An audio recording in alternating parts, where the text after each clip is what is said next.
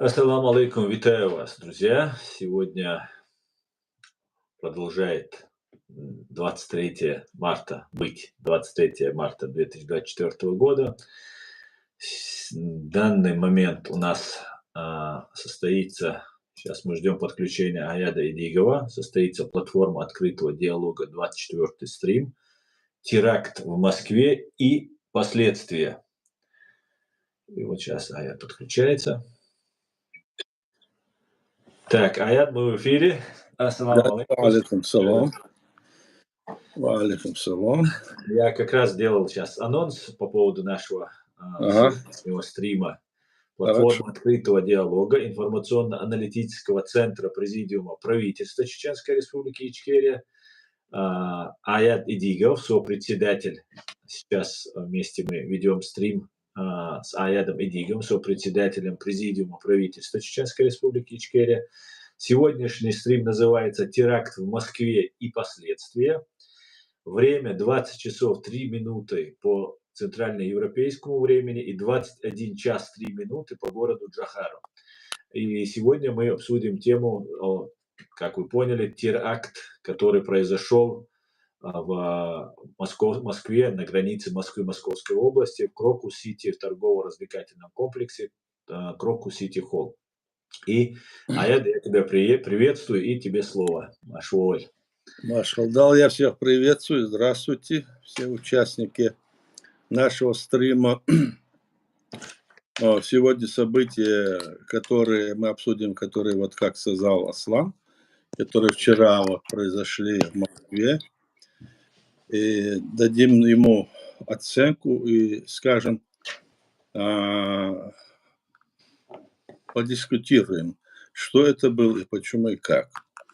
Но с моей точки зрения, это очередная уловка Кремля для того, чтобы развязать себе руки, чтобы, значит, ужесточить ситуацию в самой России, и чтобы потом могли бы они вот эту всю вину свалить не на себя, а на других. Такие дела они делали много раз и даже попадались. Помните, это был и Норд-Ост, это был и Рязанский сахар. Там я перечислять не буду, помнить, в Дагестане, Волгодонске, в Москве, и там, значит, Петербург, поезд какой-то шел, что-то подложили. И все эти разговоры, о котором тогда вели из Кремля, были связаны с тем, чтобы обвинить во всем чеченцев. Сейчас, после этого взрыва, как многие уже знают, они вначале объявили, что ИГИЛ-К виноват, якобы там было, кто-то взял на себя ответственность, потом пошло другое. Видимо, они посидели и решили, что же делать. На чеченца это уже свалить как бы нельзя. Чеченцы почему будут сейчас идти туда и вот эту провокацию делать? Тем более, что у них в запасе есть марионеточная власть там.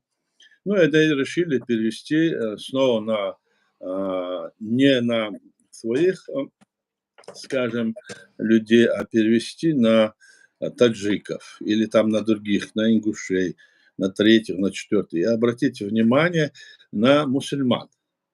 Но это связано не с тем, не с тем, что им разница есть между мусульманами и христианами, а с тем, что такая вот антиисламская такая истерия идет по всему миру. Религии есть религии, и они все используются во всех странах властью для того, чтобы удержаться как бы в этой власти.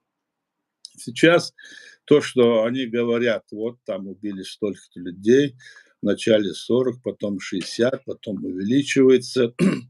Однозначно это то, что может для нас дать сигнал к тому, что и жителям России, и жителям особенно вот Кавказа, о том, что они собираются сейчас ужесточить ситуацию. Неважно, какой там они национальности, таджики или другие ингуши, они их все равно по одну мерку мерят. Помните, когда они высылали на нашей территории, не было в 1944 году ни одного немца, сапог не ступал. Они обвинили нас во всех грехах, том, что, мол, Совет Союз чуть ли не проиграл войну из-за нас как будто бы. И нас обвинили, и убивали, и ссылали, и около 600 тысяч человек убили в этой ссылке, хотя утверждают, что убили гораздо меньше, 2 раза, что, мол, они, мол, погибли. То есть власть имперская, она эти дела творит и сейчас. Москва не знает, что делать, не знает, куда в этой ситуации, в эту западню, которую они сейчас попали, когда остальной мир решил все же дать ему отпор и не позволить ему захватить и дальше захватывать территории, которые вышли из бывшего Советского Союза. Теперь они какие-то придумывают оправдания себе, ищут, вот как здесь пишут, посмотрите, что это такое.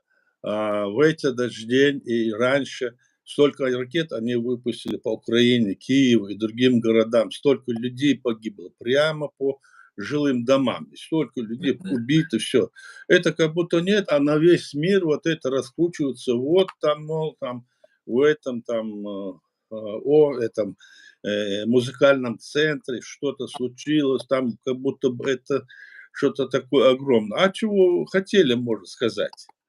Вы же это развязывали, вы же ходили, допустим, этим людям, что можно сказать? Конечно, погибших невинных людей жалко, но большинство из них тоже есть соучастники этой преступной акции сами, выбирая или молча, сидя в своих домах и квартирах, или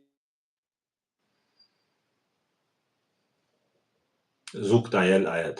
не может, кто-то мне здесь позвонил, Да, все нормально. да? Все нормально уже, да. Слышно меня, да? Да-да-да, слышно, Алица. Выжидая и думая, что, значит, что все так вот само собой устаканится, как они говорят. Нет, это дело раскручивается еще с 91 года, когда они развалили этот Советский Аят, тебя Союз. не видно. Тебя не видно. Не видно? Да, черный экран. Голос есть. А сейчас здесь, да?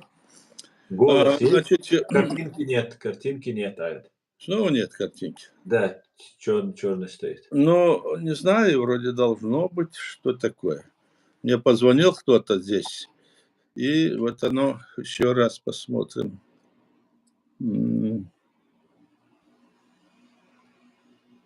А сейчас есть картинка? Нету картинки, нет. Голос, все отлично, картинка просто черный фон. Может, ты камеру развернул в другую сторону, ты, может, нажал? Да вряд ли. Сейчас посмотрю еще раз. Сейчас как? Есть картинка? Нету. Есть картинка? Нету, Нет, да? нет.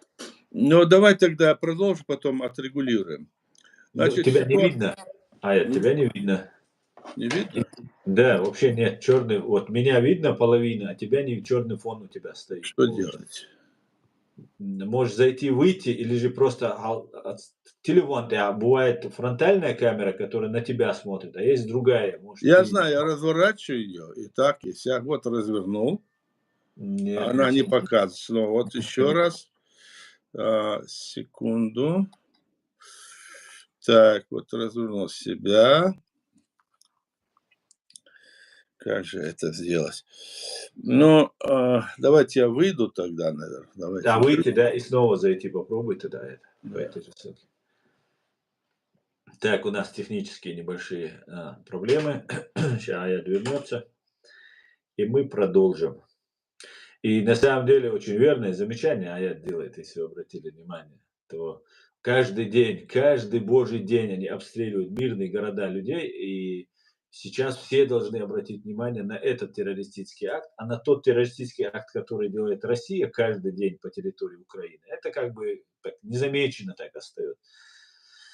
Это говорит о том, в ту же копилку, что это они сами делают и сами раскручивают это все. Сами делают и сами раскручивают. Ведь и Украина бьет каждый день 1000 убитых и раненых со стороны русских оккупантов. И бьет и по НПЗ, и бьет и по другим важным военным стратегическим объектам. И это как бы игнорируется. А вот тут как бы, на нас напали. Так, сейчас мы это примем. Шалом, шалом, Ян. Вот ингушу аят. Да? Да. Ну хорошо, тогда я продолжу. В Да. общем, они разыгрывают такую картину, как будто бы во всем мире не они виноваты, а виноват весь мир, что они вот такие вот, мол, пушистые, хорошие, а им все мешают.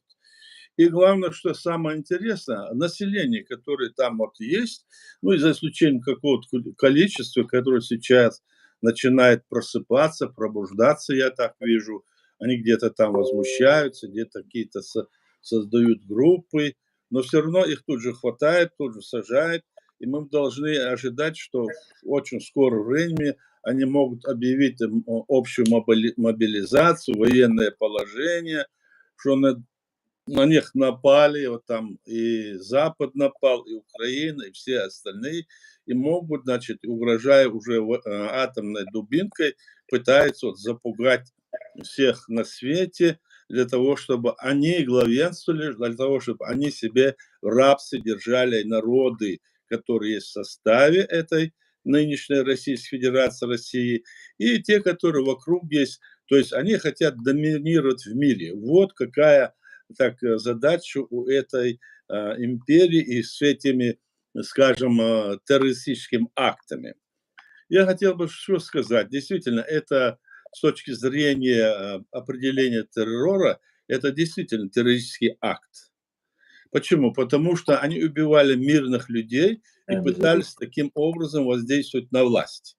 Хочу я сравнить с тем, что делали в свое время чеченцы, когда они были в Норд-Осте, когда они, значит, были в Буденновске или в других местах, когда именно чеченцы были, то они никогда никого из мирных людей не планировали убивать. Они просили, они обращались к миру и к этой власти, чтобы остановить войну и вести мирный переговор. Видите, какое отличие здесь? А здесь они ничего не говорят, просто убивают людей. Это действительно террористический акт, но организаторы его являются, с моей точки зрения, конечно, сама Москва, сам Кремль. Этот спектакль разыгрывает.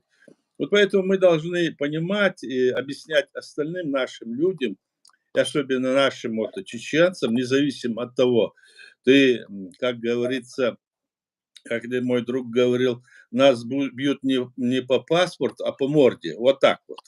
В этой империи она всегда направлена против тех людей, которые, допустим, они оккупировали, которые они захватили, и против тех, кого они хотят захватить. Да и остальных. Они же самые, мы же знаем, что они националисты, что они расисты. Это все есть в этой стране, оно было, есть и остается. Поэтому это население, оно является, так сказать, плодом имперской идеи.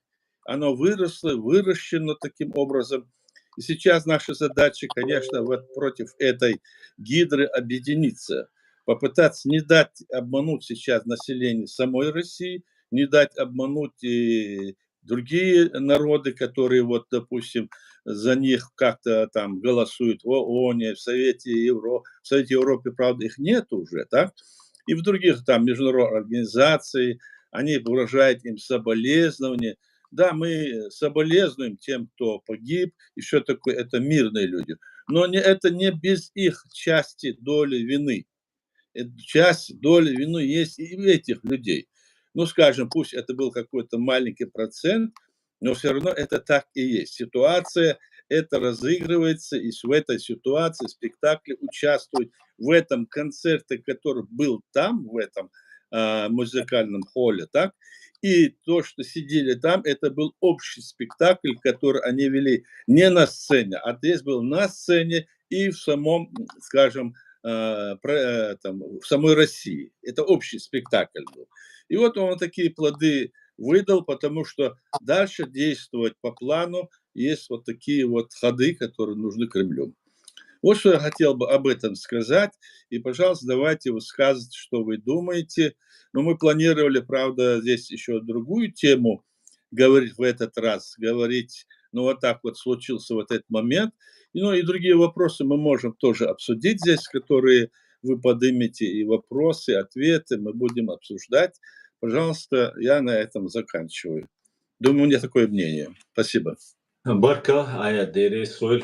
Пока. Если есть вопросы и какие-то дополнения, у нас сейчас стрим идет в телеграм-канале. Тут присутствует Иса, ну, все наши, Алла, Муса, всех я вам включу микрофоны, чтобы вы хотели. Иса, ты поднимал руку, ты можешь сказать, если пожелаешь. Ассаламу алейкум. Ва алейкум ассалам. Добрый. Слушаем. Сейчас на фоне того, что сейчас говорил Ахьят Идигов, Мгм. то, что человеческое сознание не в состоянии это понять. Я это как-то испытал, когда мне было лет 18. Мгм. Я попал в Венгрию, где я служил там в авиации.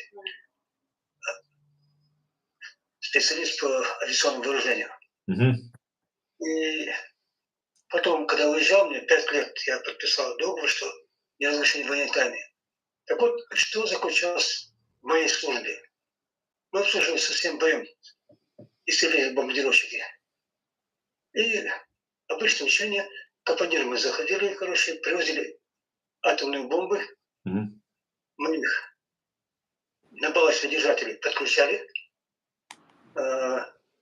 Этот пилот, делал свои движения, типа все прошло хорошо, потом отпускал. Мы опять принимали эту атомную бомбу, ядерную бомбу, как угодно. И потом отвозили это все. Имитировали, да, Иса? Это мы просто отвозили, пусть другие уже забирали, отвозили. В Венгрии это. В Венгрии, которая не может быть ядерное оружие. Там все было. Так вот, самое интересное, что когда я спрашивал этих пилотов, были нормальные пацаны, русские, конкретные офицеры, все. Как-то получилось случайно, там одного из зацепил, кого-то. Ну, я вызвал один на один, он начал выпендриваться, я его загасил, потом мне товарищ суд мне хотели посадить, детали, другая тема. Я его спрашиваю, слушай, говорю, вот мы Турция рядом с нами. Согласно тому, что мы сейчас занимаемся чем, что мы должны делать в случае войны? Они говорят, мы должны уничтожить Турцию. Наши эскадрильи должны уничтожить Турцию. Я говорю, а за что? Они на вас напали? Ну, как Турция может напасть на Россию, на СССР? Тогда я говорю, почему ты должен уничтожить? Ну, конечно, приказ. А говорю, то, что это правильно, неправильно имеет значение? Ну, вы, говорите, чеченцы, у вас какие-то другие люди вы сейчас, не с этой планеты. Ну, видимо, поэтому и в депортацию попали мы. Он не сказал, с какой мы планеты. Как? Он не сказал, с какой планеты. Ну, депортированные. Окей. Не свои. Они нас депортировали, не у них. Мы даже понятия не имеем, что такое депортация. Как может человека отнять его землю, убить его родных и кого-то остался отправить куда-то? Мы даже представить себе не можем. Это другая планета, вообще совсем другое. Вот они, вот знаешь, как получается, вот очень самый главный момент в этом загадочная русская душа колониалистических инстинктов российского пролетариата. Как была Российская империя, как мечта осталась, что вот она всегда будет существовать, она будет убивать, получать за это деньги, там, расцветать и так далее. Не буду считать, что боярин, их насилие детали. Так вот, и после этого, так, пришло, этот босяцкое племя, это есть это? НКВД, КГБ, ФСБ, КГБ и так далее, ГРУ. Вот эти вот люди, помнишь, я рассказывал, что планета, вся, в красный цвет, вся суша написана, вся суша. Это их территория. Они говорят, можете говорить о любви, там, как называется это, любовь к родине там, и так далее. Но имейте в виду, что в Москве, ваша столица, и весь бюджет земного шара в Москве находится. А мы вот пилим как хотим. Вот и вся, вот это есть, как называется, эта власть, которая сейчас есть, сейчас КГБ, ФСБ, вот это, ГРУ, вот это все. Мы хорошо понимаем, кто они такие. И они тоже знают, что мы их понимаем. сожалению, как говорится, ядерная бомба у них. Приходится с этим считаться. Я все сказал. Неприятно это очень. Баркал, Баркал. Так, кто-нибудь хочет задать вопрос, прокомментировать?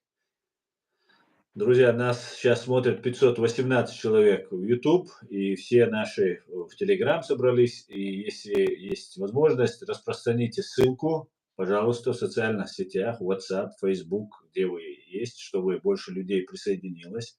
Это поможет больше распространить правду, чтобы мы донесли до людей максимально правду. Вот уже 653 нас, или вы распространяете, или же потихонечку люди собираются, которым тема очень важная. Сегодня мы обсуждаем теракт в Москве и последствия.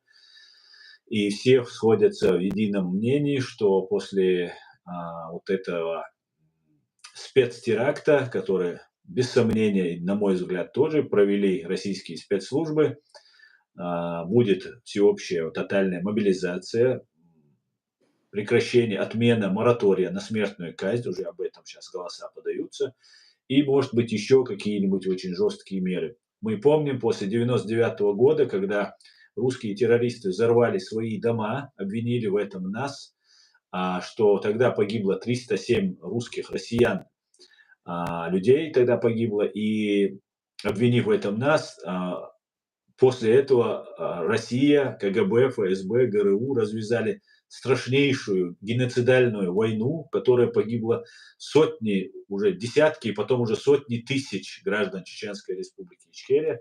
И, по всей видимости, сейчас это не просто так это сделано, и, по всей видимости, это будет дальше эскалироваться.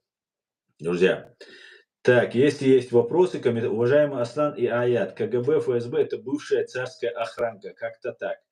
Ну, я не совсем согласен с вами, Ян Маназон. Ну, Аят, что вы думаете по этому поводу? Является ли… Ну, в принципе, это есть их охранка, которая впоследствии в соответствии со временем и ситуация менялась. Конечно, это их охранка не только царская, еще раньше, со времен Петра Первого, и раньше это то же самое, их охранка. Ну, они всех стреляли просто. Их ведь не Да, они просто название меняли и до сих пор идут. Так что здесь в этом смысле он прав, хотя это сейчас называется ФСБ, и они будут дальше это делать. Вот. Наши люди, которые вот я вижу сейчас, наблюдаю, думают, что вот то, когда мы говорим вот эту ситуацию, правду вот излагаем здесь, они думают, что они могут, как говорится, опустить голову, прогнуться, и над ними пройдет вот эта беда. Но как только вы поднимете эту голову, снова она придет назад, как это было и в прошлые века. Вот чеченский народ, я уже говорил, вы знаете, все 6 раз ссылались, 6 раз. В 2-миллионный наш народ доходил до 114-120 тысяч, вот столько убивали нас. И потом столько ссылали, что только не делали. Сейчас вот можно говорить о том, что вот такой ситуации, конечно, и другие народы, они также убивали, гнобили, среднеазиатские народы, дальневосточные народы. Конечно, у них тоже эта проблема, может быть, и в какой-то степени для них ужасная, но мы говорим сейчас о нашей ситуации и понимаем, что у других, и мы должны в этом вопросе как-то свою единую позицию здесь занять. Те люди, которые вот сейчас понимают, что происходит, если они не возьмутся за это прямо и не поймут, то чем дальше, тем хуже для нас будет, а полезнее будет для империи. Хорошо, что остальной мир сейчас вот так вот поднялся. И правильно, когда мы говорим сейчас, чем Россия, для нас лучше Запад. Это вам однозначно, потому что они здесь рассказывают всякие вот эти басни, ЛГБТ, другие. Да, здесь есть недостатки, но это не такой момент, чтобы на него обращать внимание. Да, здесь мы думали тоже так, когда еще не приезжали сюда, что это так. Нет, люди нормально живут в хороших условиях, хотя тоже проблем хватает. Демократия или не демократия – это процесс, который должен развиваться. Поэтому сейчас для того, чтобы вот так вот мы могли понять все это, мы должны правильно давать оценку ситуации.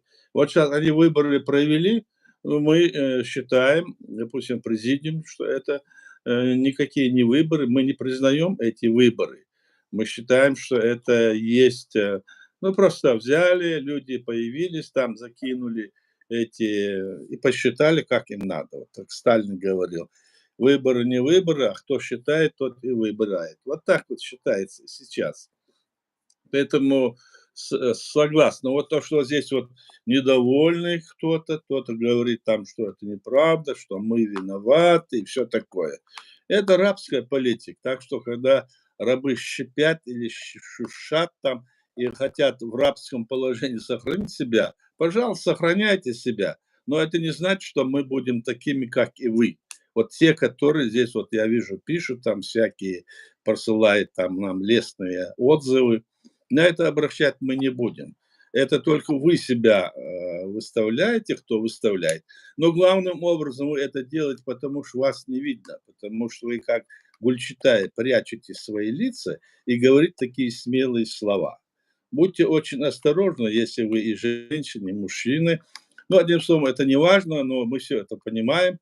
Пожалуйста, мы должны, вот кто здесь есть, что наши люди, распространять эту информацию. Мы говорим правду и только правду и аргументы. Вот наш лозунг в Президиуме правительства Чеченской Республики Ичкерия, легитимной власти, которая есть нашего народа. Кто бы что ни говорил, наша власть, она существует, она пусть в учащенной форме, в условиях оккупации, мы продолжаем эту борьбу и на основе, значит, правовой основе, политической основе, обосновывая наше право на международном уровне. Я надеюсь, это успех придет.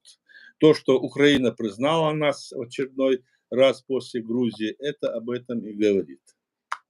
Да, Вот так что вот так ситуация. да, и еще, знаете, сейчас на андроиде айфоны, на Самсунге и на айфонах появился чеченский язык. Это говорит о том, что кто-то дал отмашку, что все-таки можно наш чеченский язык включить как в интернет, и этот язык теперь как минимум не пропадет уже. То есть он переводится, да? Да, да. Ага, У меня... вот хорошо. Это очень хорошо. Это хороший знак, да. Да, у меня Да. вот на телефоне стоит время, дата и, например, шот, там, субботу, Да. шот пишет, Селам Пейск писал пятницу. Да. И как бы я там выстраиваю, еще не особо разбираюсь, но потихонечку. Ну, хорошо. Это очень хорошо. Хорошо, очень хорошо. Так, и, друзья, еще, если есть вопросы, комментарии, у вас есть уникальная возможность в прямом эфире задать вопросы Аяду Идигову. Задавайте вопросы, комментируйте. Ждем. Выступайте. Желающие выступать, пожалуйста, по теме. Скажите свое мнение, да? Да, конечно. Нет желающих? Да, давай. пока все слушают. Аят, вот сейчас у меня был стрим, я тоже подробно рассказывал про вот события вот этого теракта, который был. Вот, и я обратил внимание, когда в Буйнакске, когда был взрыв, ну, я слышал эту информацию, когда был взрыв дома дагестанских военнослужащих, российских дагестанских военнослужащих, семей военнослужащих, тогда были задержаны сотрудники ГРУ либо какие-то другие российские вот эти деятели. И наши специальные органы проводили какие-то там следственные действия и так далее. Что-нибудь известно тебе по этому поводу? Ты слышал, знаешь что-нибудь? И вообще, что мы сделали, когда вот нас обвинили в этих взрывах? Какие действия мы предпринимали? Ну, мы какие действия? Мы не признали это своими... Если бы мы это делали, мы бы это признавали бы. И наши люди это не признавали. То, что они везде и всюду по жилым домам, по объектам, значит, мирного хозяйства, наша страна и наше сопротивление не вела атаки. Мы только против военных, военизированных их таких объектов, которые могли бы попасться. Мы, когда наши люди шли, вот, допустим, в Первомайске, то они шли туда не для того, чтобы на Дагестан напасть. Многие думают, что мы... Нет, они пошли туда, там был вертолетный полк, который стоял в Дагестане, в Первомайском. И эти вертолеты вылетали по всей нашей республике, летали, догоняли наших людей, расстреливали, убивали, кидали там бомбы, какие у них есть. То есть они были вот такие. Поэтому знали, откуда они летают, и пошли туда, чтобы их наказать. Но они, узнав это, видимо, разведка тоже донесла им из наших или кто-то, и они все эти свои вертолеты перетащили в другую, как говорится, территорию. То есть пришли туда, их не было. И тогда их окружили тройным кольцом, к сведению скажу.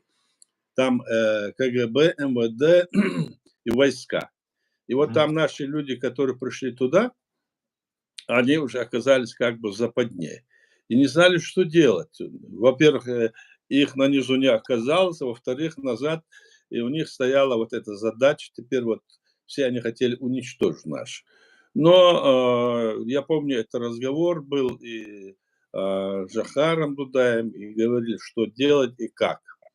И тогда, помню, когда ему обращались, Жохар там сказал: братья мои, вы возьмите, помолитесь и знайте, что вы можете в любой момент оказаться перед Всевышним. Будьте честны и делайте все, что можете. И после этого мы не могли туда организовать нападение вокруг Дагестана, потому что это огромная армия была, как я сказал.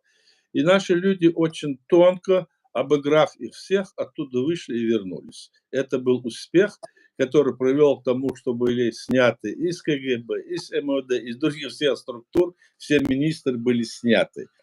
То есть эту работу проводили и делали наши только по военным объектам, которые организовывали и вели работу по убийству нашего народа. А они убили более 250 тысяч людей наших. Для того, чтобы сказать, потому что мы говорим 250 тысяч, я скажу, я был в то время председатель парламента, и мы подсчитывали, каждое там село там приносило нам количество, сколько убитых, 100, в первую войну, я имею в виду. И когда мы подсчитали, то в первую войну было 125 тысяч примерно убитых. Это не совсем точная цифра, она могла бы и больше быть, больше. Но, несмотря на это, мы на этой цифре остановились. А во вторую войну, как известно, по всем данным, которые есть, война была уже более ожесточенная. В первый раз они вроде воевали против, значит, боевиков, как будто бы бандитов, боевиков, как они нас называли.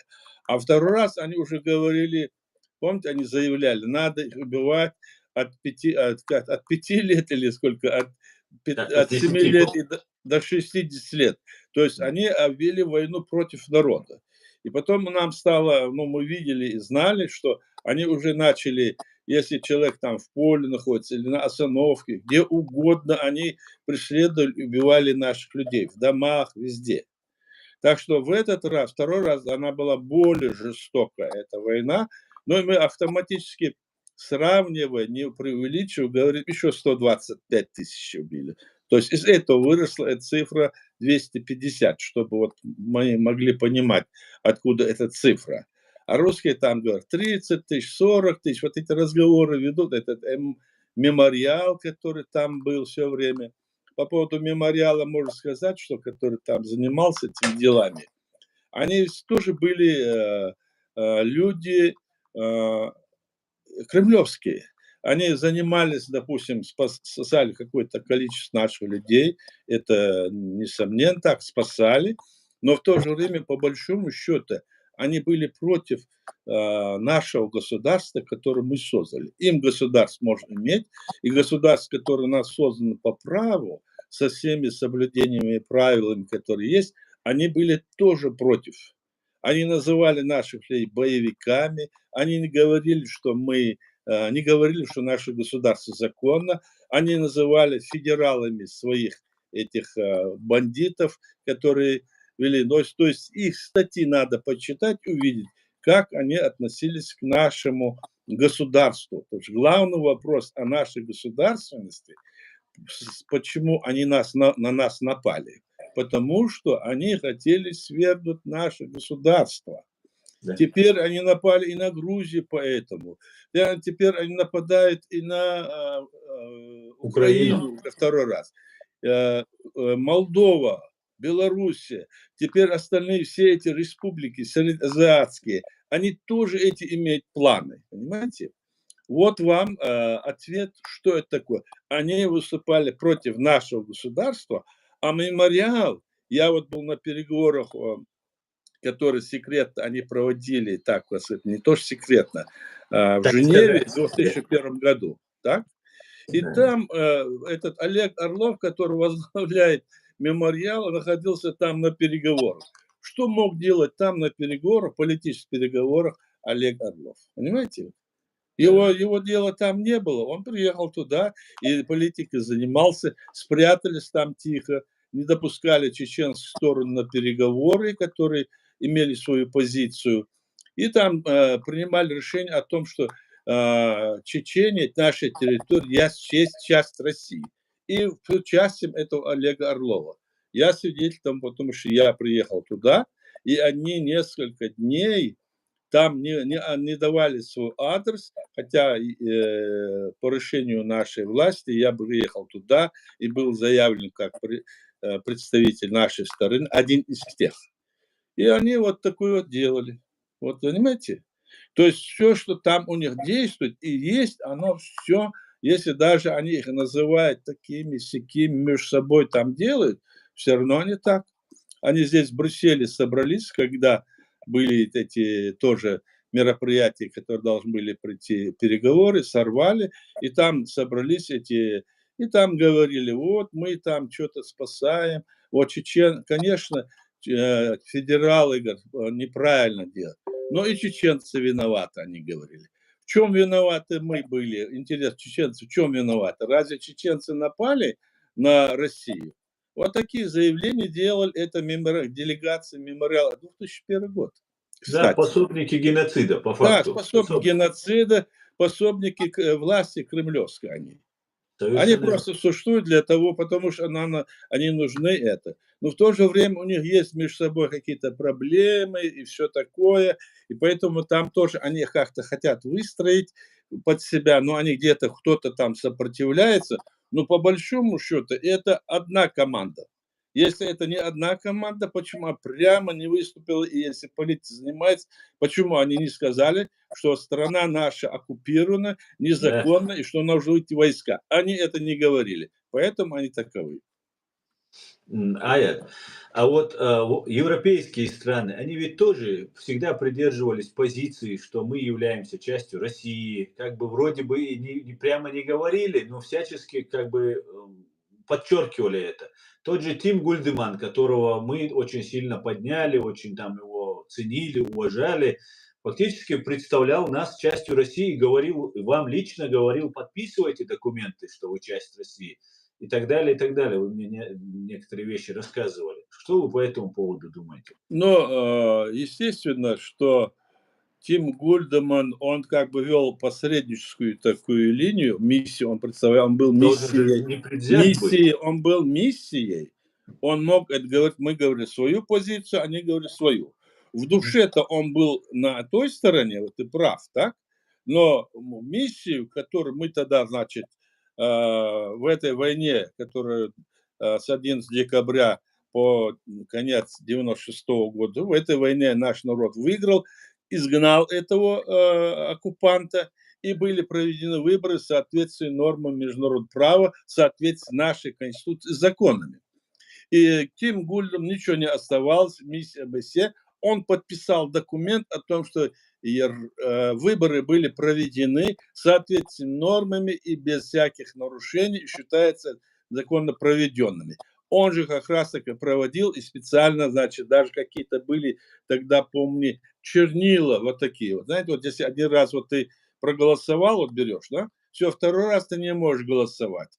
И мы провели эти выборы, и он подтвердил от миссии ОБСЕ, что выборы нашего народа, очередные выборы, очередные, что они законны и легитимны. Это всего рук, как говорится, полезно, потому что он это сделал, и потому что это было. А то, что он, когда был уже в Женеве, не в Женеве, а в Швейцарии, там Коо есть такой поселок или старая деревня, то, что он там уже возмущался, что вам здесь уже не Чечения, здесь Европа, вы здесь не будете. Он там выплескивал свой яд, который в нем сидел. И я думал, что почему я говорю вы это? Давайте обратимся, делаем то-то, то-то. Он уже там уже свое лицо истинно показывал. А там он не мог. Он просто, как мог, он пытался помочь, скажем, России. Но в любом случае, я прав в том смысле, что когда мы в соответствии со всеми теми нормами, которые приняло международное сообщество, этот Запад и остальные страны мира, в рамках этого мы создали свое государство, то когда Россия, РСФСР развалила это государство, то они в какой-то степени были дружны с этой властью РСФСР. И они, они, имея в виду свои экономические выгоды, которые им нужны, вставили в ноль нашу государственность, наш народ, в ноль.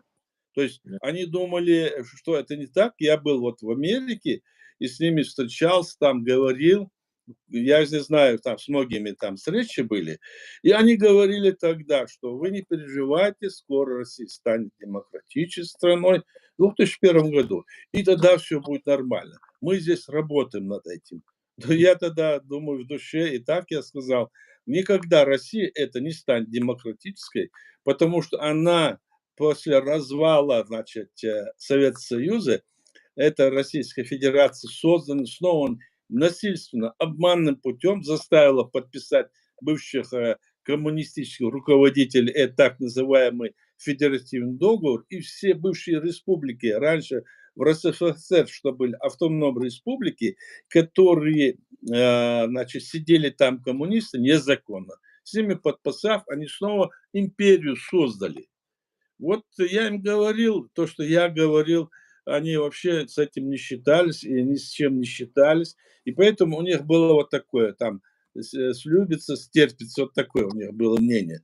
Но тогда Жахар говорил, если вы считаете нашу территорию частью России, настанет время, когда Запад станет... Европа. Да. Вот такие вот вещи. Это вот такая сложная вещь, в которой нам нужно стараться разобраться и стараться вот как это в этом лабиринте, это не просто взять там, создать, провозгласить и сделать, это еще не все. Нужно и дальше действовать, уметь политически зрелыми, как вести себя, как представлять себя, какие термины. Все это нужно знать, и этих людей мы должны воспитывать. Они сейчас у нас учатся на Западе, есть они и дома, и эти люди в конечном итоге, понимая сейчас, когда ту борьбу, которую мы сейчас ведем, да, они станут очень полезны для будущего нашего народа в перспективе. Да, Мула, да, Мула.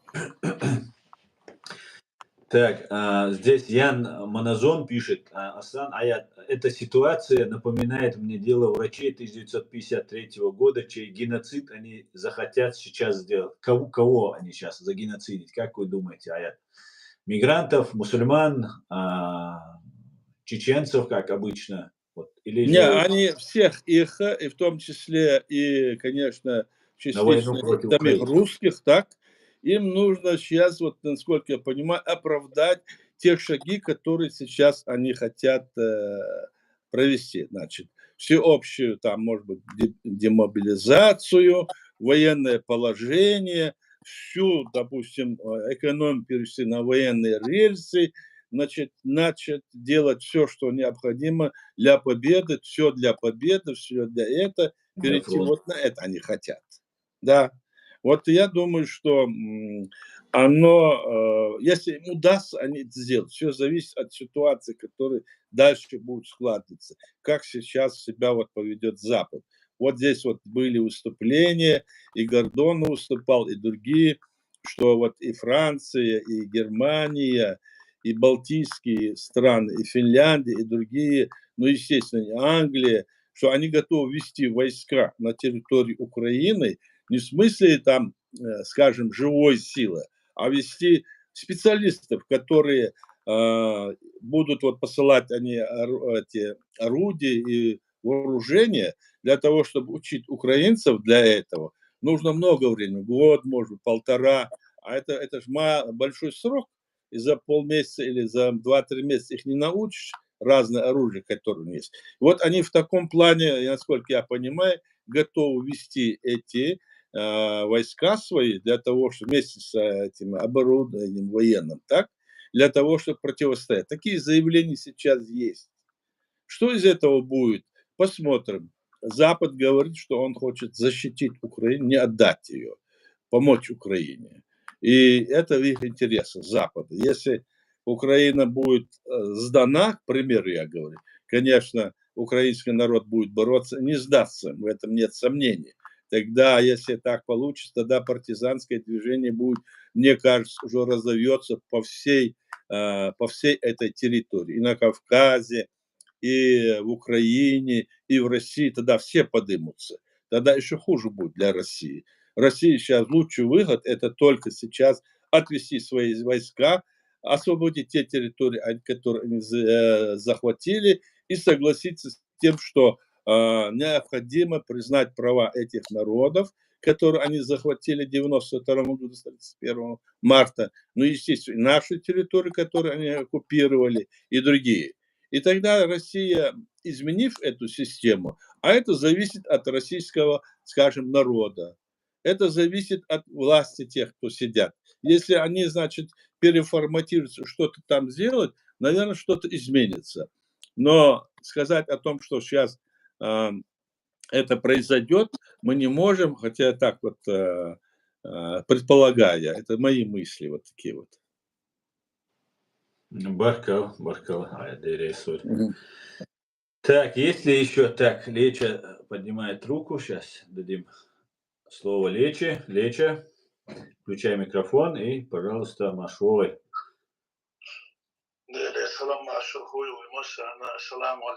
Валиксалам. Добрый вечер всем. Много интересной информации мы услышали сегодня. Первую часть, Аслан, мы не застали, не было слышно, о чем говорилось, непонятно было. С середины где-то мы поняли. Но я хотел бы вот остановиться на дополнить информацию Ахьяда в части теракта в Москве. Мы вот помним, за 3 недели тому назад американские представители прислали официальное письмо об отзыве своих представителей отсюда, с Москвы, в целях безопасности. Затем это, как его, Моссад через неделю, не Моссад, а израильский спецназ высадился в Москве. И был ролик где-то в присутствии этих, как говорится, военных, раздавали продукты. Кому, Леча? Кому? Ну, это было где-то... В России? Да, это в России есть ролик, где они получают там продукты, и там присутствуют военные. Именно натовские военные. Вот, это я так понимаю, это были израильские спецназ. Это вот сейчас с этим взрывом, с этим терактом ты имеешь в виду? Это до взрыва, за неделю до взрыва. Ага, ну это сейчас очень много распространяется, Леча, вот информация, что там евреи причастны, там Агаларов, еврей, которому принадлежал этот торгово-развлекательный центр Крокус Сити Холл. Дезинформация, мясишь, очень много дезинформации сейчас поступает. Я не об этом. Ага, давай тогда, да, к теме. Я не специалист, Ага. я не специалист, кто там, значит, говорит правду, кто нет, это не TikTok, во-первых, а показывают именно информацию. Да, ну мы сейчас просто... Лечь, Да, давай непроверенную информацию. Бехмобилла, Лечь. Просто у нас в прошлый раз была непроверенная информация тоже про такие, что в Чечне, в Грозном были какие-то события и так далее, что не подтвердилось. И сейчас как раз в этом же нарративе про евреев нам тоже сейчас в нашем президиуме, на платформе лучше не говорить непроверенную информацию. Бехмобилла, а то потом скажут, что на платформе у Аяда обсуждались дезинформацию и ложные нарративы. Ладух, что он то. Лечь. Одну минутку-то. В тот раз в Ингушетии была спецоперация. Эту операцию проводил спецназ. Там погибло 6 человек. И тут в связи вот с этой операцией выбросили как раз этот ролик. Он касается ингушской вот этой операции или другой операции, невозможно было сказать. Это тоже был TikTok. Но мы никого не хотим здесь вводить в заблуждение, мы говорим то, что есть. Мы констатируем то, что мы видели, мы других не есть, нет у нас никаких СМИ. Я хочу сказать, вот эта информация прошла. Отзыв своих представителей в целях безопасности. Здесь высаживается, как ты думаешь, Лечь, Бехмобилла, а как ты думаешь, вот ФСБ стоит за этим терактом, то, что сейчас в Крокусе и Тихобу? Я хочу свое мнение сказать. Я могу сказать свое Конечно, и хитион, ахахтардеш, просто. Что ФСБ организовала теракт. И ГРУ, и ФСБ. Хитион. Я хочу поделиться своим мнением, если вы позволите, если вы не будете перебивать. Да, пожалуйста, просто вопрос был, если можешь ответить. Ну, вопрос, я еще не высказал свое мнение. Хорошо, давай высказывай. Просто и дезинформацию, цехильчане будут дальше лечь. И момент. Я бы категорически не хотел бы, да, чтобы на платформе открытого диалога мы сейчас один раз дезинформацию запустили, второй раз, чтобы непроверенную информацию запустили. Это потом вырезаются куски и распространяется, что вот Аяд, например, сидел и обсуждал евреев, или что обсуждали в Грозном, что было нападение, как в прошлый раз мы обсуждали. И момент, что у нас Бог, что аккуратно додизвай. На моем стриме можешь заходить и говорить, я общественник, я могу говорить что угодно. В принципе, непроверенную тоже мне нельзя, конечно, говорить. Да, ладух, что он лечил, так, бехмобилю, авахка, просто хоките твою позицию, и сумчо важно, дуар, момент. Важно, чтобы здесь была только правда и ничего, кроме правды. Ладух, что.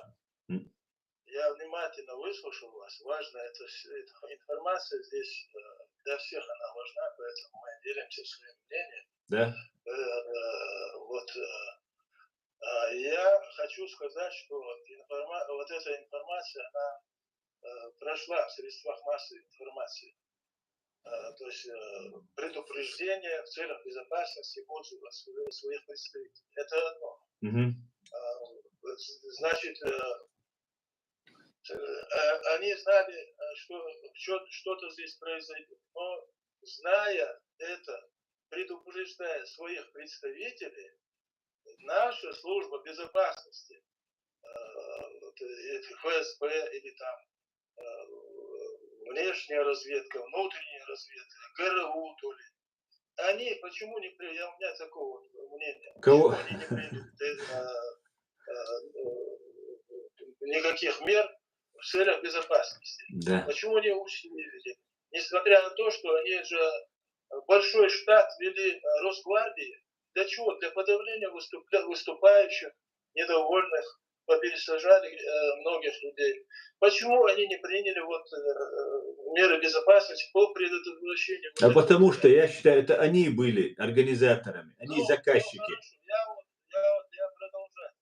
И Лечь, Бехмобилла. Вот ты сказал, наша спецслужба, ФСБ, там, ГРУ и так далее. Это была оговорка, или ты считаешь ФСБ и ГРУ нашей спецслужбой? Это не моя, если бы это наша была спецслужба, я здесь не находился. Ну, а эти элдер босс, это оговорка? Или, чтобы понимать, сумавой швацлейк, бех мобиль.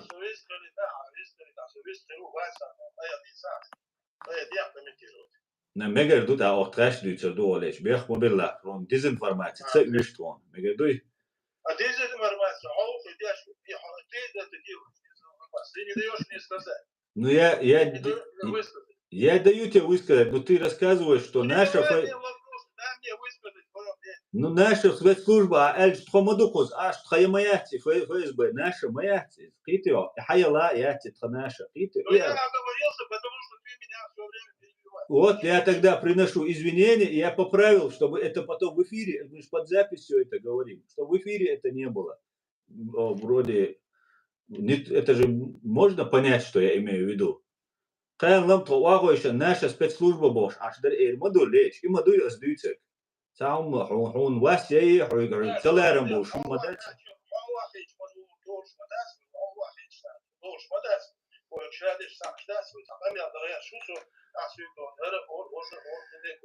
Если ты наводящий даешь мне, помогаешь, дело другое. Я это могу понять. Оговорки, я дига элеркас иш за цумантя, это же наоборот хорошо, если поправят, и человек бывает в разговоре. Ты меня поправляй, наставливай на разговор, а ты что перебивать, я что нужно вопрос. Ладно, вот 3 минуты ходите речь, все, я слушаю тебя, мы тебя все слушаем. Вот в связи с этим предостережением, почему вот именно вот спецслужбы не приняли мер к этому теракту. Здесь сильная, значит, спецслужба, все, Росгвардия, охрана есть, все есть. Этого не получилось.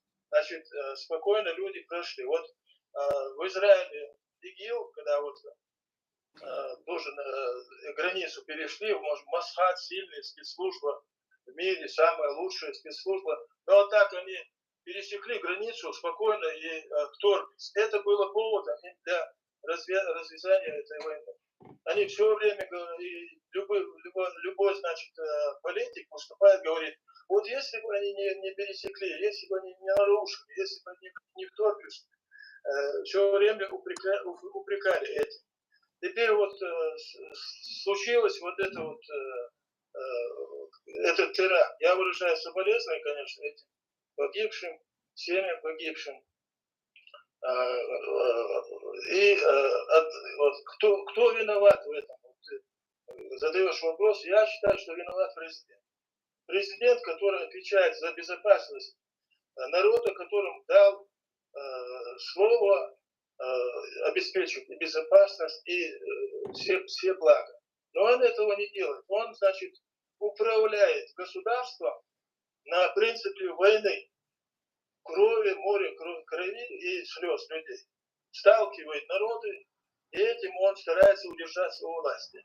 Теперь, что касается вот этой провокации, выставили, значит, 3 ингушей, указанной фамилии, что они вот причастны, они являются террористами. Это одно. Второе, вот, я, конечно, честно переживал, потому что ингушский народ, это чеченский народ, мой один народ, и думал, что это обратно может повернуться. Но тут нашлись таджики.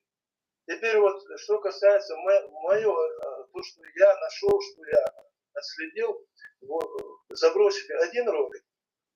В этом ролике в конце, значит, идет на 2-м этаже идет обстрел этого здания, внутри здания. Идет внутри здания перестрелка, и вверху идет перестрелка. Идет команда, четкая, ясная, на русском языке. Но чувствуется, что военная есть подготовка у них. Переходи наверх, говорит он. Никакого акцента нет, ничего нет.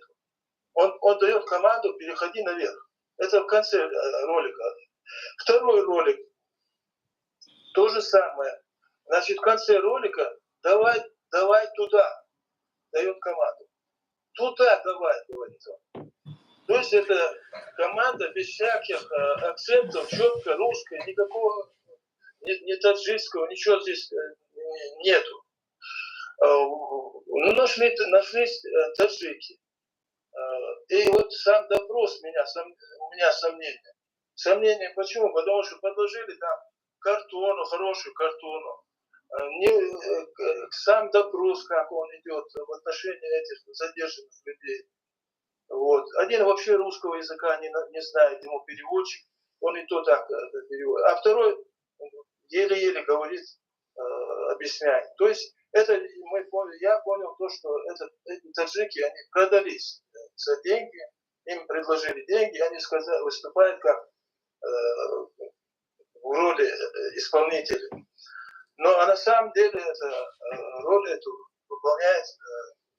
выполнили спецслужбы. Это говорит в этих двух роликах, это ясно, что это акция и этот теракт провели спецслужбы. Ну вот, и что я еще хотел сказать. Вот наша ошибка в том, что вот мы все время слишком долго пытаемся сохранить вот это то, что у нас было, чего уже давно нет. Нет уже ни Российской Федерации. Если корпорация, я еще 2 года тому назад говорил, что это корпорация, они не имеют права себе устанавливать такие деньги, нас 1000 раз превышающих рядового рабочего, сотрудника, допустим. Это корпорация. Это люди, которые работают на Америку. И больше я дополнительно просто, это много, если говорить, но думаю, что это колония. Колония. Окей. Баркал, Леча. Больше у меня ничего. Спасибо. Баркал. Нас сейчас смотрят 1200 с чем-то человек. Друзья, я вас прошу, распространяйте ссылку. Мы 62 минуты в эфире. Прошу, распространяйте ссылку на наш стрим. Пусть больше людей узнают правду. У нас в гостях мы вместе, мой соведущий Аят Эдигов, сопредседатель президиума единственной легитимной чеченской власти, сопредседатель президиума правительства Чеченской Республики Ичкерия Аят Эдигов. Друзья, если есть еще вопросы, если есть какие-то комментарии, вы можете задавать. Если вы напишите комментарий, я зачитаю его в YouTube. И если же вы в Telegram-канале, вы можете зайти и, как сейчас Леча выступал, можете взять свои 3 минуты и высказать. Так, есть ли желающие? Мне хотелось бы... О, Алла Сюрдикёль, пожалуйста. Да, если... Во-первых, я хочу принести соболезнования всем погибших. Присоединяемся. Холл. Очень жаль тех людей, совершенно невинных. А теперь я просто хочу вслух поразмышлять вместе с вами. Вот я тоже думаю, что это, конечно, этот теракт был совершен российскими спецслужбами. Именно поэтому там никто не был задержан сразу. И потом там были оправдания о том, что якобы российский спецназ застрял в пробках, поэтому не приехал вовремя, чтобы там кого-то задержать. Российские вертолеты тоже задержались, и участникам этих событий, поэтому удалось скрыться. Я думаю, что они и не были заинтересованы в том, чтобы задержать, потому что своих не задерживают. А сейчас пошли вот эти проколы. Вот видео видела. Недавно совсем показали. Задержали какого-то бедолагу.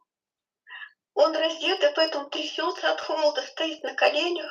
Ему таким уверенным голосом спрашивают, кто вас купил, кто вас, с кем вы договорились. Он говорит, в начале марта, по-моему, 7 марта. Мне позвонили, пообещали денег 1 миллион, заплатили 500 000, 500 000 потом обещали дать. И за что? За то, что я буду стрелять. И он это говорит таким дрожащим голосом, потому что холодно, март месяц он стоит раздетый, губы трясутся. И сам такой тщедушный. Видно, что это просто постановка.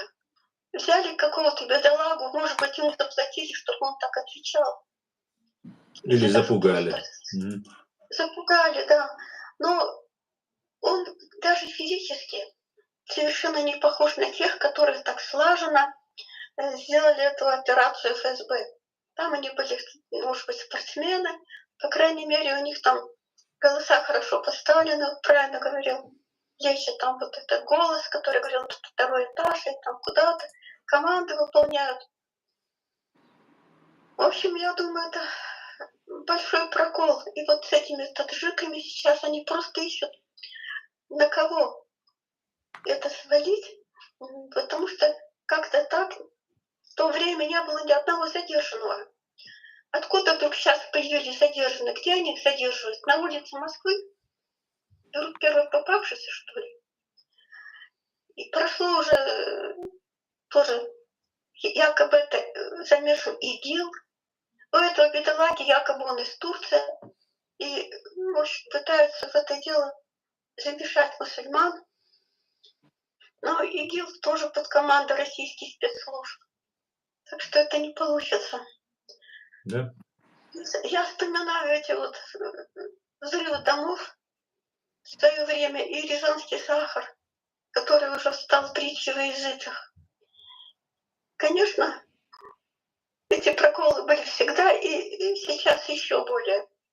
И вот через 3 дня будут хоронить этих людей, которых они застрелили. Я думаю, будет большое возмущение в Москве, протесты. Вот. И это, конечно, откроет глаза вот этот теракт на то, что сама Россия убивает своих, точно так же, как бомбит. Сделали санитарную зону, там, где вышли на территории России, в Белгороде и примыкающих селах, селениях, люди не имеют права выехать, дороги железные закрыты. 9 тысяч детей якобы оттуда вывезли, поставлены блокпосты. И вот по этим селам Белгорода Россия наносит бомбовые удары. А губернатор этой Белгородской области выступил с заявлением, что вот якобы блокпосты это будут открываться для того, чтобы этим бедным жителям могли пройти и накормить свою скотину. Выступала женщина, говорила о том, что вот мы сейчас тут закрыты, пошла в магазине ничего нет. Хотела купить для детей овощей, фруктов нету, мяса нет, вообще не пустые полки показали. И потом там еще кто-то выступал, говорил, сколько стоит. Огромную, в общем, сумму называли там за простую курицу. Ну, то есть организованный голод, уничтожение людей, конечно, это задумка Кремля. Это задумано для того, чтобы, наверное, испугать весь народ российский. По крайней мере, эту санитарную зону предлагал один из правительства Украины начать вокруг Москвы. Да, хорошая идея. Хорошая идея. То, что сейчас происходит, это полнейший беспредел творит Кремль с российским населением. И я думаю, что сейчас должны наконец проснуться и понять, эти русские, которые находятся в России, что им предстоит. Вот, ну, я так думаю. Если кто-то хочет что-то еще сказать, пожалуйста. Спасибо, Алла. Это очень важно, то, что вы говорите.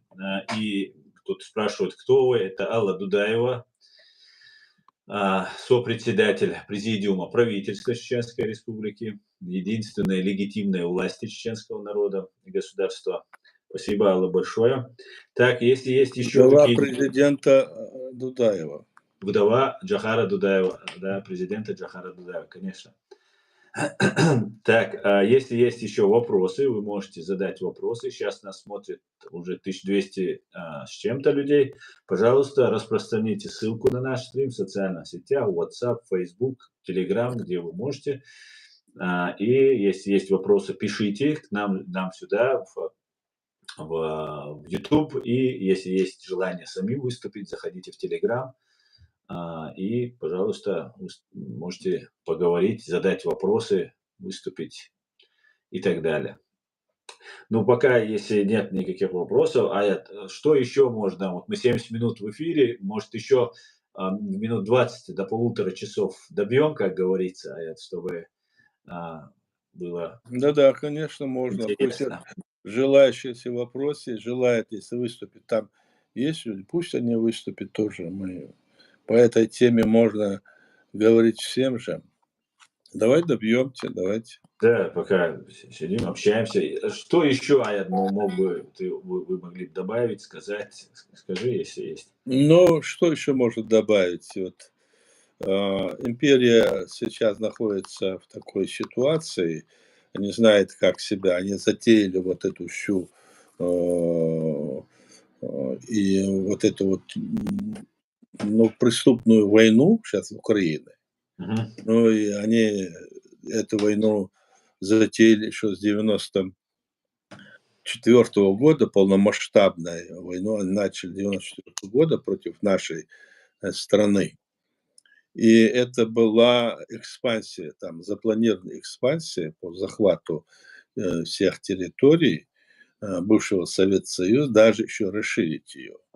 Поэтому это хорошо чувствуют сейчас и даже вот эти страны балтийские, это хорошо чувствуют и Польша, и другие там, Чехословакия, так я объединительно говорю, Чехия, Словакия и другие.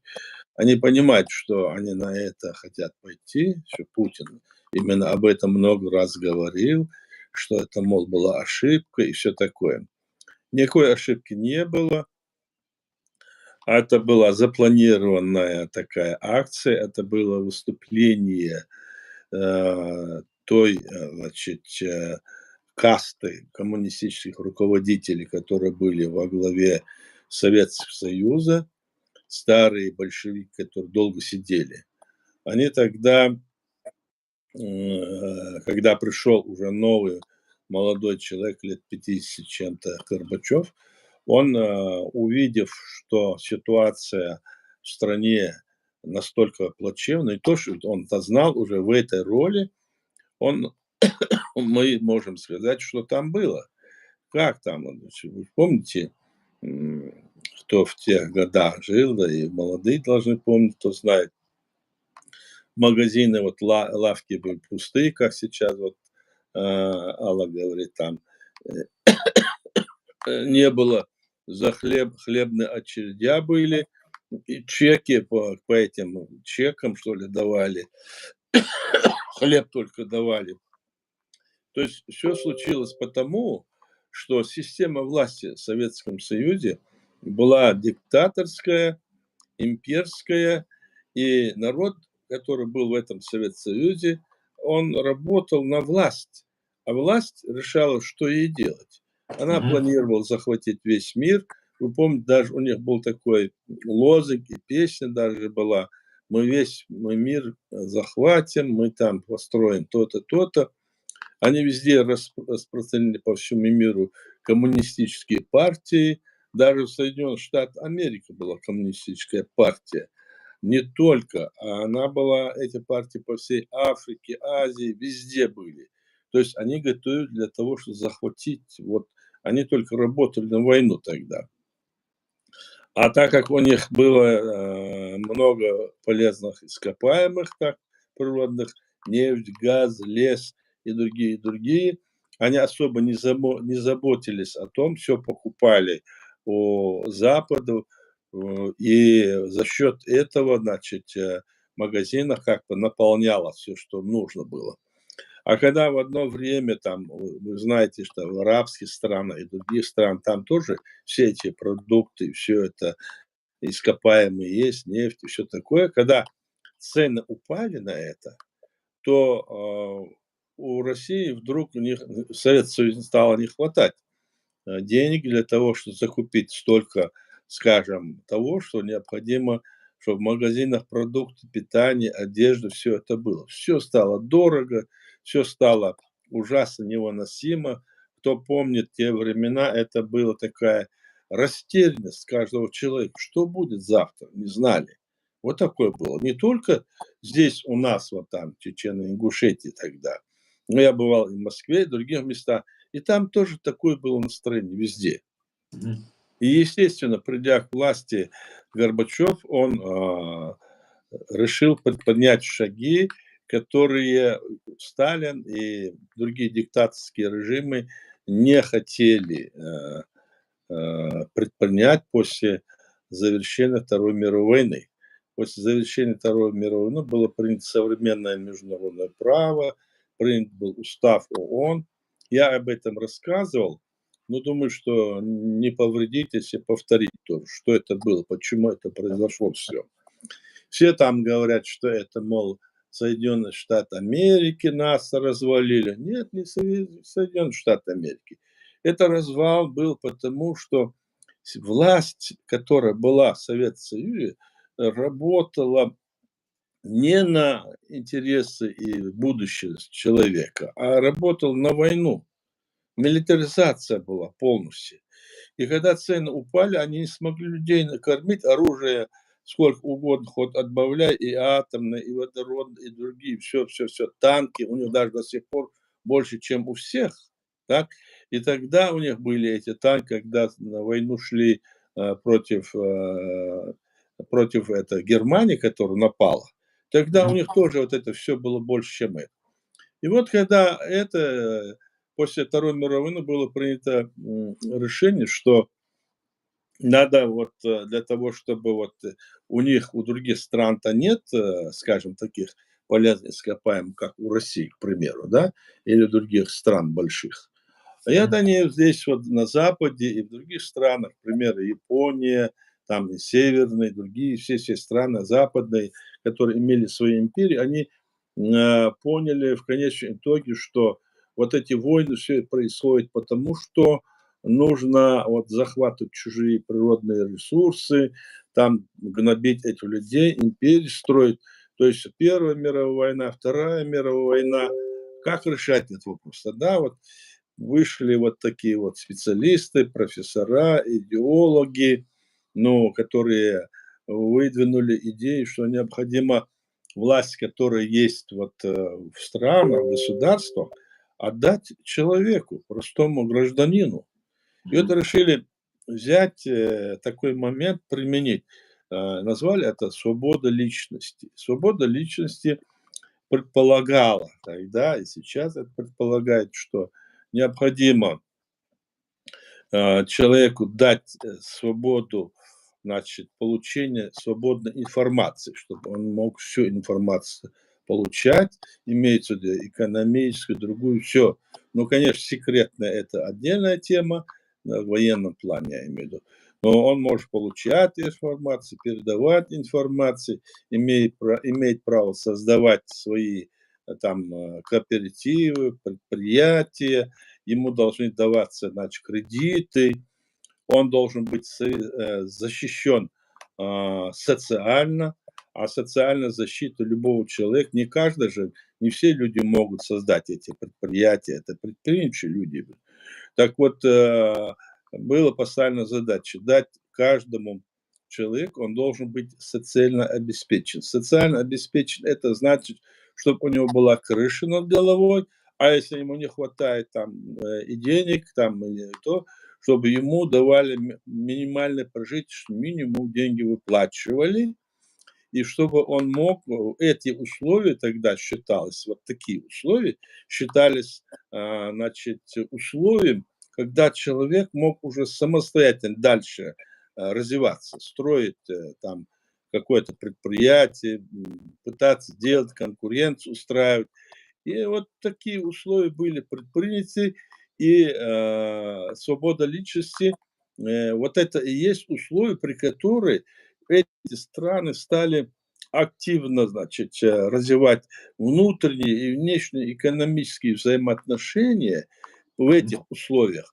И стали развиваться, и за 25 лет они получили мощное развитие, стали лучшие товары, потому что конкуренция была. Лучшие товары, изобилие продуктов, это все появилось на Западе, и они даже там, у них излишки даже появились, вот это все было. Раз это все так вот было, в итоге, значит, диктаторские режимы, тоже, которые были Сталин, там, Китай, эти все арабские страны, где, ну, там, где везде диктаторские режимы, они тоже говорят, мы за, да, это правильно, но вот в момент, вот у Сталина, говорит, но мы вначале, говорят, это мы за свободу личности, за права человека, но мы сначала свободу социальную обеспечим, дадим им жилье, пропитание, одежду, накормим, обуем там.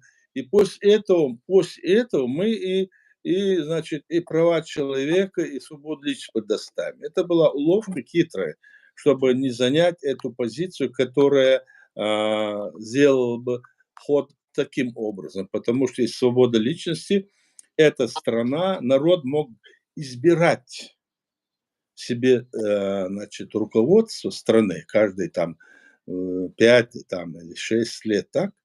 И потому что информация тоже должна была быть открыта. Вот. Получать информацию, передавать информацию, кроме секретной, я сказал.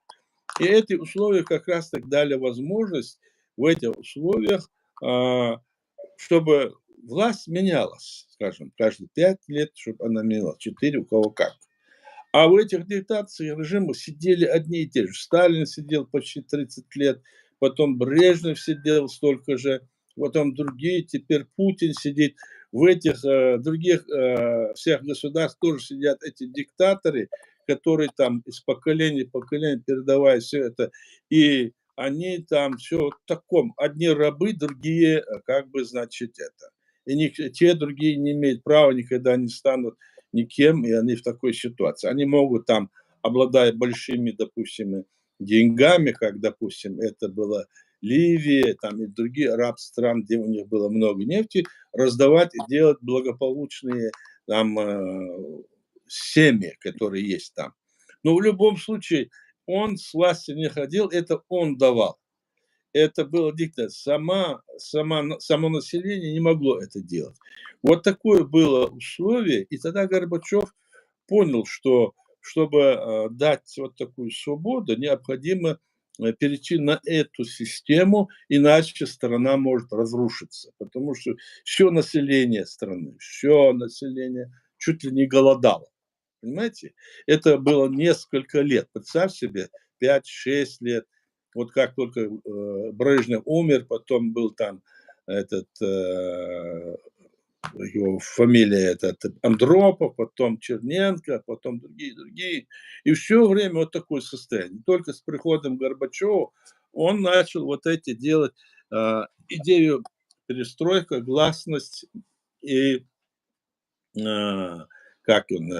свобода. То есть перестройка, гласность и свобода. Так. Ну, в принципе, такая была идея. И это как раз-таки шло к тому, чтобы дать свободу людям, человеку, дать свободу народам, уравнять вот это все.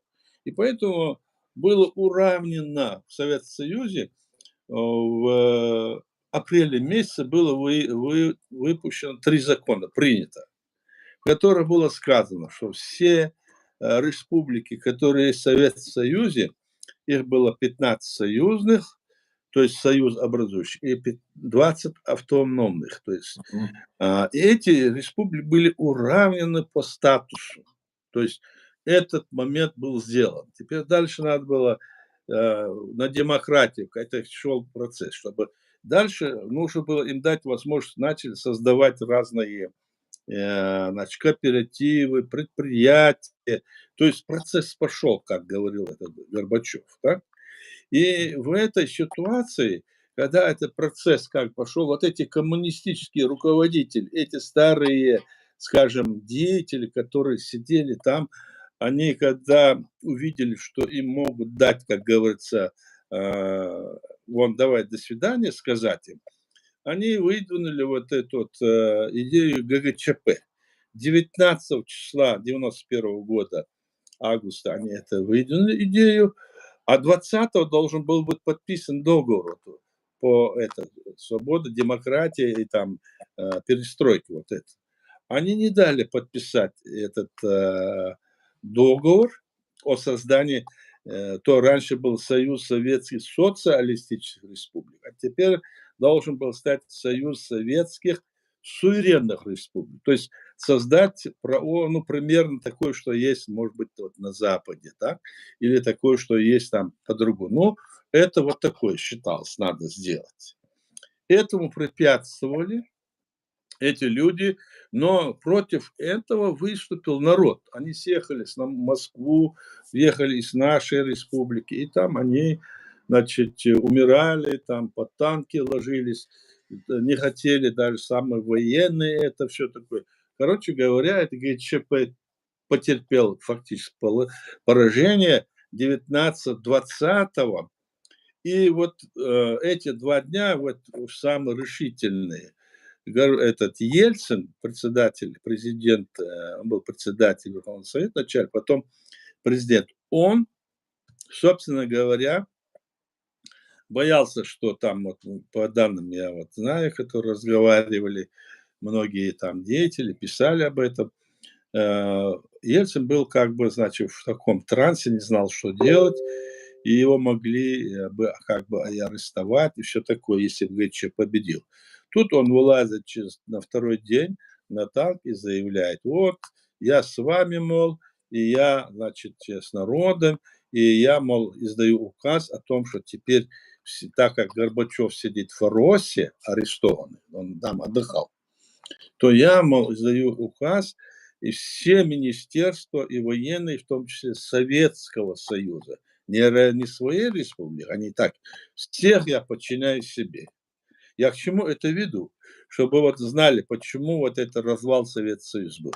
Тогда возник момент, как это так вот, он что, сидел в РСФСР, там, и теперь все эти себе, естественно, никто не захотел с ним быть, ему подчинение. Все министерства, чтобы ему подчинялись, хаос пошел, потому что, который, он говорит, мы там все советские министерства, те все другие, и там в местах власти все были уже против. А когда Советский Союз, тогда они решили выдвинуть лозунг «разойтись, чтобы затем сойтись».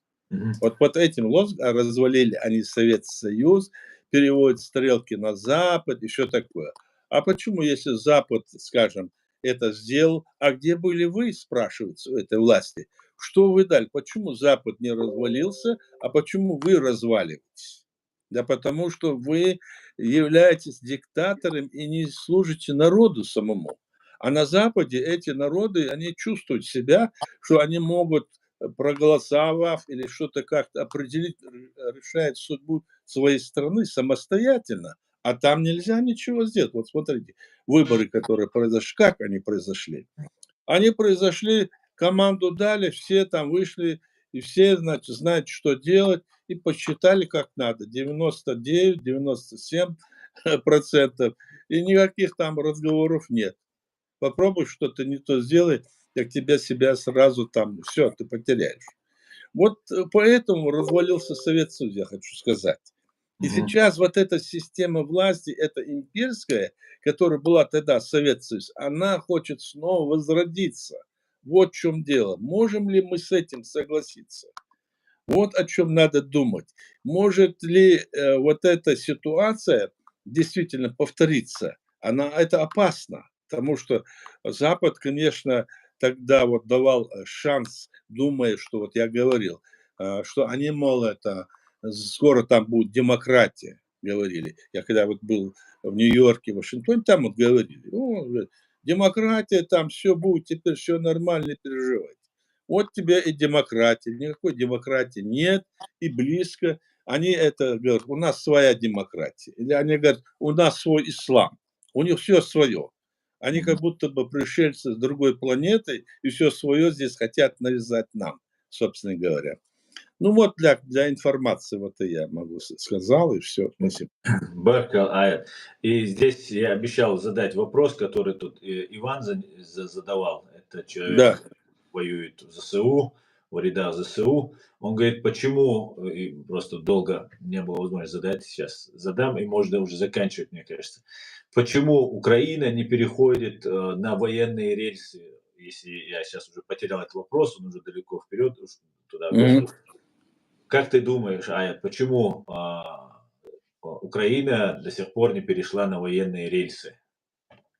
Я надеюсь, но здесь это вопрос, конечно, не к нам, да? Да. Но я так думаю, что это вопрос власти Украины. Твое мнение. Мое мнение, что, видимо, если на рельсы переходить, то это тоже всеобщая мобилизация, то есть это новая как бы ситуация, потому что, видимо, Украина была не готова, и они надеялись на какие-то другие, у них свои планы были, так? Если она перейдет, то тогда что будет, то я не могу сейчас сказать, но было бы, конечно, правильно перейти на эти рельсы, и тогда бы, конечно,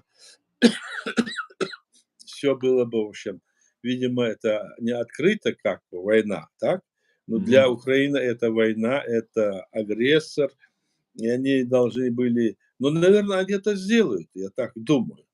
Я много разговаривал с некоторыми, с ними, они тоже эти вопросы поднимали, они по-своему это там говорили, ну, что пока хотели получить то, но и могли бы и в таких вот условиях получить.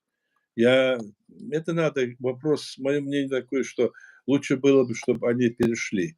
Но это украинцам, власти известно лучше. А еще есть, наверное, другая еще причина. Потому что в Украине до сих пор есть хорошо подготовленная российская, значит, агентура, которая все еще влияет на ход событий в самой Украине. Это украинцы знают, и мы, это и у нас было, и у них, и во всех странах бывает. То есть агентура России работает в Украине. И, может быть, на всех уровнях власти, и потом где-то там что-то еще влияет. И, наверное, это зависит еще от союзников Запада, которые ему, Украине ей говорят, что так или так давать. Они же советуются. Вот от этого я думаю. Все. Спасибо, Аят Баркал, Дейресуль. Я думаю, можно закончить наш сегодняшний стрим. Давайте. И здесь Максим Вишт есть у нас, тут один подписчик. Он как раз сообщает, час назад, по нашей теме, как раз час назад США призвали своих граждан вновь уехать из России, потому что теракты продолжатся. Запугивание продолжится, значит. Ну, тогда на этой ноте будем следить, и на этой ноте тогда мы закончим наш стрим. Аят, Дейрес Хуйрон. Масарна Хуйдера, спасибо всем. Спасибо всем за участие. Главное, что все искренне говорили. Спасибо. Да, спасибо всем. Спасибо, что смотрели, кто задавал вопросы, комментировал и поддерживал. Адикюэль, Машой. Адикюэль, до свидания всем. До свидания.